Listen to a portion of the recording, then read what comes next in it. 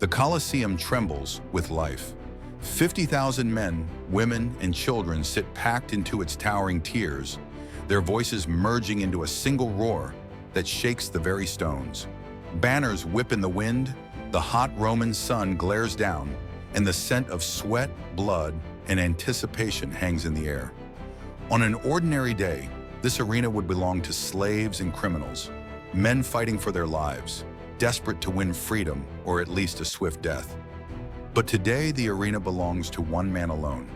Out from the shadowed gate of the Gladiator strides Commodus, not in the imperial purple of Caesar, but in the bronze armor of a warrior. Draped across his shoulders is the skin of a lion, its lifeless jaws snarling, its mane falling like a crown of gold. In his hand, he carries a club, the unmistakable symbol of Hercules. Commodus pauses, letting the sun glint from his armor, letting the crowd's awe swell and crash like waves. The people cheer, though not all with joy. For peasants and common folk, this is a miracle. The emperor himself has stepped into their world, fighting before their eyes as one of them. They scream his name, chant his titles, and proclaim his divinity. But in the shaded seats of the senators, there is only horror. For the Senate, this is an outrage. The arena is for the lowborn, for criminals, for those with nothing left but their strength. Never for Caesar, master of the known world. Yet Commodus sees things differently. To him, the Colosseum is not humiliation. It is theater. It is immortality. It is proof that he is more than a man. He is Hercules, reborn on earth, worshipped not in temples but in flesh and blood. As the trumpets blare, the herald proclaims that the emperor is the living son of Jupiter, descended in human form. Commodus raises his club, sneering at his audience, and the crowd erupts in thunder. To the people, their emperor is a god. To the senators, he is a disgrace. And to history, he will become something darker still, a ruler whose hunger for spectacle would bleed Rome dry. Long before the roars of the Colosseum, long before Commodus claimed godhood, there was another scene, quieter, somber, and filled with the weight of destiny. The year was 180 AD. On the cold northern frontier, Marcus Aurelius, the philosopher-emperor, lay dying.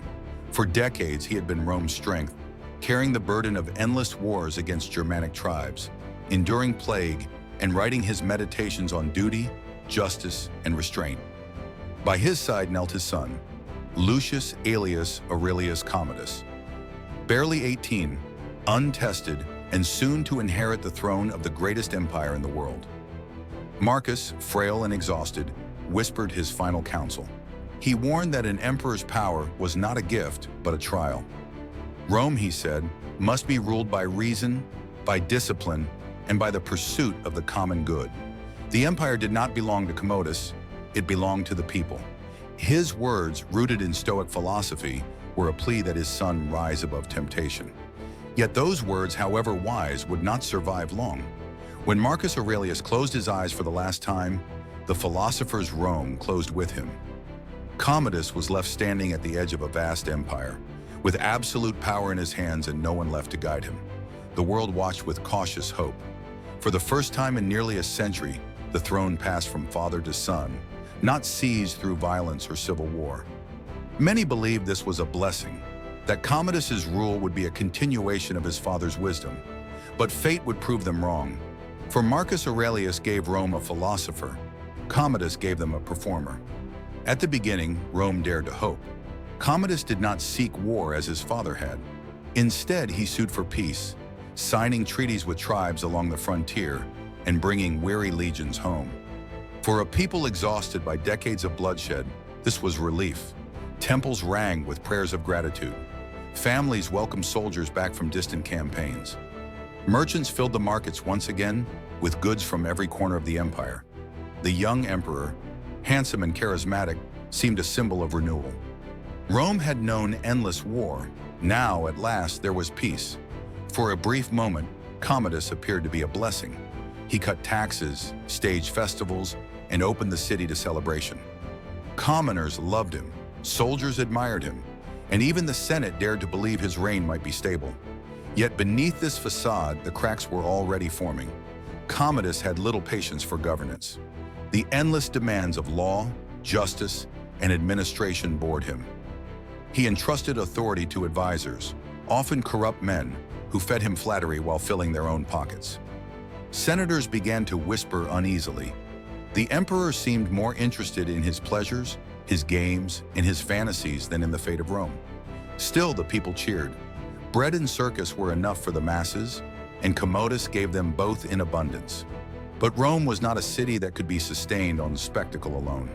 Without discipline, without restraint, peace would prove fragile, and soon the emperor's indulgences would eclipse his early promises. Peace was never enough for Commodus. Power was never enough. He craved more. Not more land or more armies, but more glory, more worship, more adoration. And so he began to reshape Rome itself around his own image. The months of the year were renamed for his titles: Lucius, Aelius, Aurelius, Commodus. The legions bore his name. Even Rome itself he christened Colonia Commodiana, the colony of Commodus. To live in the empire was to live in the shadow of one man, but renaming was only the beginning. Commodus began to portray himself not as emperor, but as Hercules incarnate. He appeared in statues draped in lion skins, wielding the mythical club. Coins were struck bearing his likeness as a god. Public ceremonies hailed him as the new Hercules, the conqueror of beasts, the savior of Rome. He no longer wished to be seen as a man ruling an empire. He wished to be seen as a god ruling the world.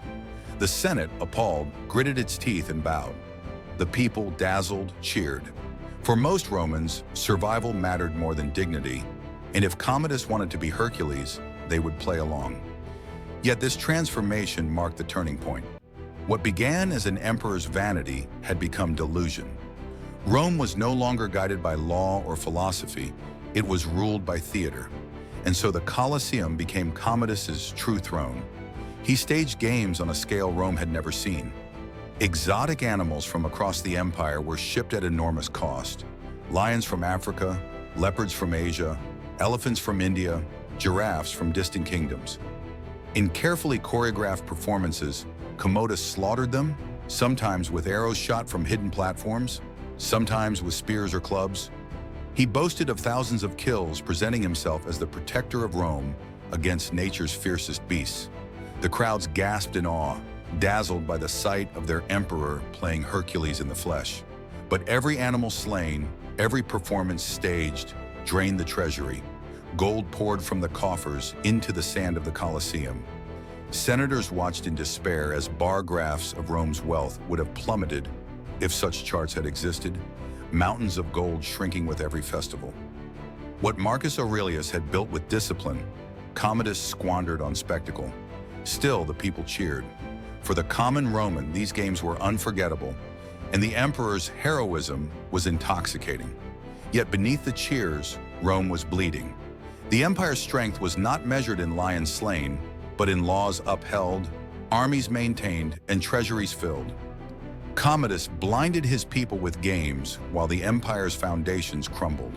But even the loudest cheers could not silence the whispers. The Senate seethed under humiliation. Generals despised their emperor for abandoning military duty.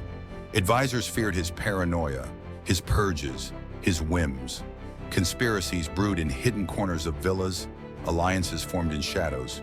By 192 AD, Commodus had gone too far. He planned to begin the new year as consul of Rome, appearing not in robes of state, but as a gladiator. To the Senate, this was the final outrage, the ultimate degradation of Rome's dignity. Assassination was no longer a question of if, but when. On the final night of the year, the plot was executed. First, poison was slipped into his wine, but Commodus survived. So the conspirators turned to brute force.